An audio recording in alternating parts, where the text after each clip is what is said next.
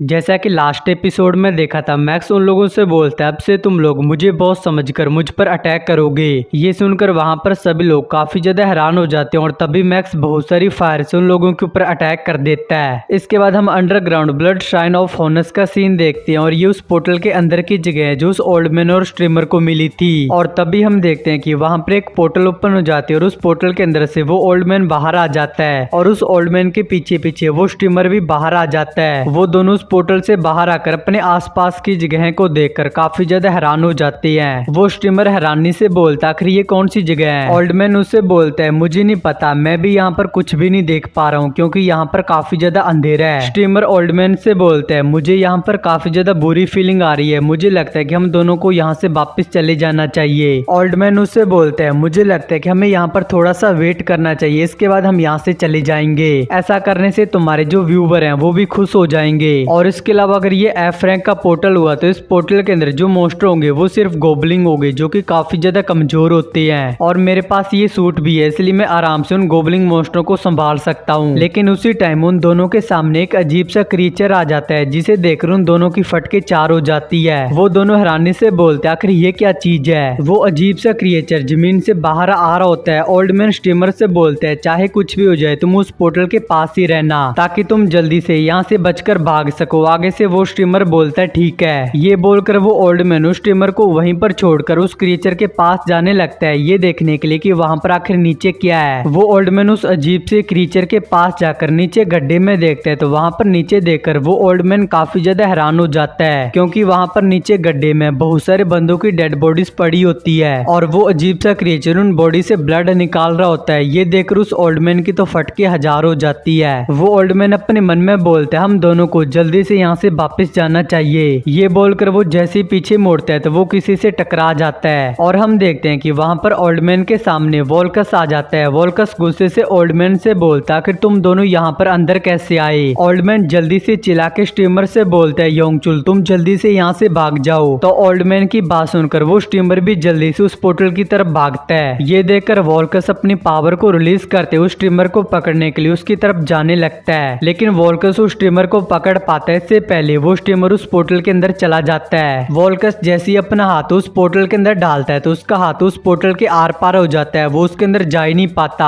वोल्कस गुस्से से अपने मन में बोलता है ये तो एक डिमेंशन पोर्टल है। इसके बाद वोल्कस अपने पीछे उस ओल्ड मैन को देखता है लेकिन वो ओल्ड मैन भी वहां से भाग जाता है। वोल्कस गुस्से से बोलता है ये कमजोर पिद्दी इंसान मेरे लिए प्रॉब्लम को क्रिएट कर रहा है। इसके बाद हम उस पोर्टल की दूसरी तरफ का सीन देखते हैं जहाँ पर वो स्ट्रीमर उस पोर्टल से सीधा बाहर आकर गिरता है। स्ट्रीमर और ओल्ड मैन के उस पोर्टल के अंदर जाने के कारण एक बंदा उसे 100 मिलियन की सुपर चैट कर देता है लेकिन तभी वो स्ट्रीमर घबराते हुए अपनी स्ट्रीम पर बोलता है ओल्ड मैन की जान खतरे में। ये बोलकर वो अपनी स्ट्रीम को एंड कर देता है और फिर हम डायसुंग क्लैन की बिल्डिंग का सीन देखते हैं जहाँ पर चानो बैठा होता है और उसी टाइम चानो के पास एक कॉल आता है। उसे देखकर चानो अपने मन में बोलता है मैं अभी बिजी हूँ, आखिर कौन है जो मुझे कॉल कर रहा है। चानो जैसी कॉल को पिक करता है तो वो आगे से कॉल वाला बंदा चानो से बोलता है प्लीज ओल्ड मैन की हेल्प करो, वो खतरे में है। चानो भी उस बंदे की आवाज को पहचान जाता है। चानो बोलता है ये तो योंगचुल है यानी कि वही स्ट्रीमर है। योंगचुल चानो से बोलता है वो ओल्ड मैन एक पोर्टल के अंदर ट्रैप हो गया, उसे एक मॉन्स्टर ने पकड़ लिया है। ये सुनकर चानो काफी ज्यादा हैरान हो जाता है और फिर सीन मैक्स की डोमेन पे आ जाता है जहाँ पर ली चांगसिक बहुत ही स्पीड से अपनी स्वॉर्ड से मैक्स के ऊपर अटैक कर देता है लेकिन आगे से मैक्स अपनी स्वॉर्ड से बहुत ही आसानी से ली चांगसिक की स्वॉर्ड को ब्लॉक कर देता है। लेकिन उसी टाइम सियो डोंगचुंग अपने पंच में अपनी इलेक्ट्रिक पावर को कंबाइन करके मैक्स के पीछे से उसके ऊपर अटैक कर देता है लेकिन मैक्स सियो डोंगचुंग के अटैक को भी बहुत ही आसानी से अपने एक हाथ से ब्लॉक कर देता है। और उसी टाइम जिमी भी मैक्स के पीछे आ जाती है। वो अपनी गन से मैक्स के ऊपर अटैक करने लग जाती है लेकिन मैक्स स्माइल करते हुए जिमी से बोलता है जिमी तुमने सच में काफी ज्यादा सुधार किया है। ये बोलकर मैक्स जिमी के सामने से गायब हो जाता है। ये देखकर जिमी भी काफी ज्यादा हैरान हो जाती है। मैक्स एक बार दोबारा से उन लोगों के बीच में आकर अपने आउट ब्रस्ट स्किल को एक्टिवेट कर देता है और अपनी स्वॉर्ड को जमीन में गाड़ देता है जिससे कि जमीन में से काफी ज्यादा फायर की एनर्जी निकलने लग जाती है जिसे देखकर वहां पर सभी लोग काफी ज्यादा हैरान हो जाते हैं। और देखते देखते वहां पर एक फायर का बहुत ही बड़ा ब्लास्ट होता है। बैकहर्न जल्दी से अपने आके एक शील्ड बना लेती है लेकिन मैक्स की फायर पावर बहुत ज्यादा होती है और वो सभी लोग पीछे की तरफ धकेले चले जाते हैं और मैक्स उन सभी को हराकर एक बेडस लुक के साथ में आराम से खड़ा होता है। मैक्स स्माइल करते उन लोगों से बोलते हैं तुम सभी सभी का टीम वर्क काफी अच्छा है, लेकिन अभी भी इसमें थोड़ी सी कमी है। ये सुनकर ली चांगसिक मैक्स से बोलते हैं, हमने तुम्हें हराने के लिए अपना बेस्ट ट्राई किया। बैकहैरन गुस्से से र्यूस्यू से बोलती है, हम सभी लोग मैक्स को हराने के लिए इतनी ज्यादा मेहनत कर रहे थे, लेकिन तुमने हमारी घंटा भी हेल्प नहीं की। आगे से र्यूस्यू बोलते हैं, आखिर मैं क्या करूं, मेरी जो कर्ज की स्किल है वो मास्टर मैक्स के ऊपर घंटा भी काम नहीं करती है। और तभी सिस्टम मैक्स को बताता है कि चानहो ने आपको एक मैसेज सेंड किया है। उसे देखकर मैक्स बोलता है, क्या चानहो ने मुझे एक मैसेज सेंड किया, आखिर बाहर चल क्या रहा है। चानहो ने मैक्स को ये मैसेज भेजा होता है कि मैक्स मुझे तुम्हारी हेल्प की जरूरत है। ये देखकर मैक्स काफी ज्यादा कंफ्यूज हो जाता है। इसके बाद हम डायसुंग क्लैन की बिल्डिंग का सीन देखते हैं, जहाँ पर काफी सारी गाड़ियां आकर खड़ी होती है और उन गाड़ियों में से काफी सारे सोल्जर निकलकर एक लाइन में खड़े हो जाते हैं। और तभी वहां पर एक और गाड़ी आ जाती है। एक सोल्जर उस गाड़ी के पास जाकर उस गाड़ी के गेट को ओपन कर देता है और उस गाड़ी के अंदर एक लड़की होती है। और फिर हम डायसुंग बिल्डिंग के अंदर हमारे हीरोज को देखते हैं, जहाँ पर वो सभी लोग खड़े होते हैं और र्यूस्यू बड़े अजीब तरीके से खड़ी होती है। तभी वो अपने सामने की तरफ जाने लगती है। ये देखकर मैक्स उससे पूछता, आखिर तुम कहाँ पर जा रही हो। तो र्यूस्यू जल्दी जल्दी मैक्स को बताती है कि मुझे बहुत तेज बाथरूम आ रहा है, तो मैं बाथरूम करने के लिए जा रही हूँ। ये बोलकर र्यूस्यू वहाँ से चली जाती है। इसके बाद मैक्स चानहो के पास आकर गुस्से से चानहो से बोलता है, उस ओल्ड मैन ने उस पोर्टल के अंदर जाकर हमारे लिए एक प्रॉब्लम को खड़ी कर दिया। आखिर उस ओल्ड मैन को उस पोर्टल के अंदर जाने की इतनी भी क्या चुल थी।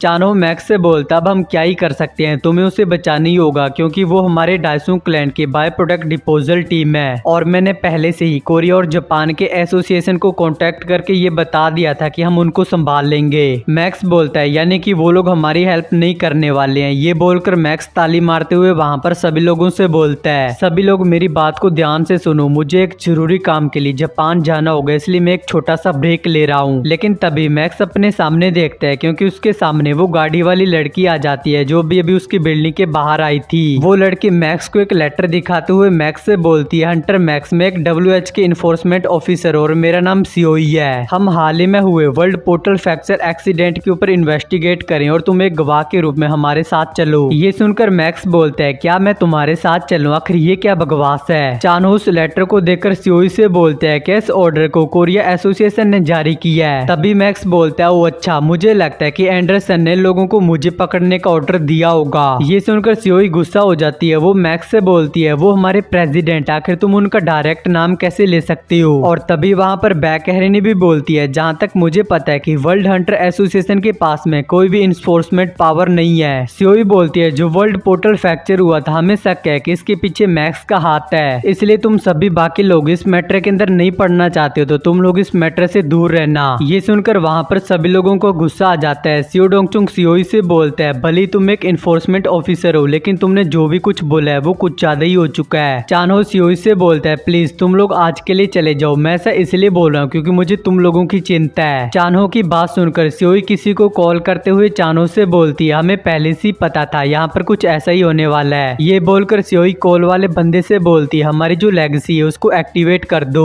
तो सियोई की बात सुनकर बिल्डिंग के बाहर जो सोल्जर खड़ा होता है वो बोलता है, ठीक है मैडम, मैं लेगेसी को एक्टिवेट कर रहा हूँ। ये बोलकर वो सोल्जर एक बॉक्स के लीवर को आगे की तरफ करके उस लेगेसी को एक्टिवेट कर देता है। उस लेगेसी के एक्टिवेट होते ही डायसुंग बिल्डिंग के चारों तरफ एक बड़ी सी फॉर्मेशन बन जाती है, जिसको कि वहां पर सभी लोग फील कर लेते हैं। ली चांगसिक बोलता, आखिर ये क्या हो रहा है, मैं अपने ऑरा का यूज क्यों नहीं कर पा रहा हूँ। मैक्स भी उस फॉर्मेशन को फील करते हुए अपने मन में बोलता है, ये काफी ज्यादा अजीब है, लेकिन मैं सील को आसानी से तोड़ सकता हूँ, लेकिन फिर भी मैं सील को नहीं तोड़ूंगा, क्योंकि अगर मैं सील को तोड़ता हूँ तो ये मेरी जो कीमती बिल्डिंग है ये भी डिस्ट्रॉय हो जाएगी। सियोई उन लोगों से बोलती है, सभी फोर्सेस का यूज कुछ टाइम के लिए बंद कर दिया गया है और अगर तुम लोग अच्छे बच्चों की तरह मेरी बात मानकर हमारे साथ चल दे तो मैं प्रॉमिस करती हूँ कि हम लोग भी तुम्हारे साथ अच्छे से बिहेव करेंगे। और तभी मैक्स सियोई से बोलते, ठीक है मैं तुम्हारे साथ चलूंगा, लेकिन बाकी सभी को यहाँ से जाने दो, लेकिन इससे पहले मुझे बस एक कॉल करना है। ये बोलकर मैक्स र्यूस्यू को कॉल कर देता है। आगे से र्यूस्यू भी मैक्स का कॉल उठाकर बोलती है, मास्टर क्या हो गया। मैक्स र्यूस्यू से पूछता कि तुम कहाँ पर हो, तो र्यूस्यू मैक्स को बताती है, मुझे एक जरूरी काम हो गया था इसलिए मैं बाहर आई हूँ। मैक्स चिल्ला के उससे बोलता है, मुझे पता है कि तुम्हें कौन सा जरूरी काम है और मुझे बताओ क्या तुमने एक न्यू स्किल को अवेकन किया है। र्यूस्यू बोलती है, हाँ मास्टर, मैंने एक न्यू स्किल को अवेकन किया है जो कि फिनिशिंग मूव समनिंग है। ये सुनकर मैक्स बोलता है, ये तो काफी अच्छा है, तो फिर ठीक है इसे अभी के अभी यूज करो। इसके बाद ये वाला एपिसोड होता है यहाँ पर एंड। तो नेक्स्ट एपिसोड में देखेंगे कि र्यूस्यू मैक्स को अपने पास टेलीपोर्ट करती है या फिर नहीं। तो तब तक के लिए बाय बाय। और ये साला 10 मिनट की वीडियो काहे ही नहीं बनती है। अबे मतलब 10 मिनट की वीडियो बनाने के लिए मुझे लास्ट में ये फालतू का बकवास करना पड़ रहा है।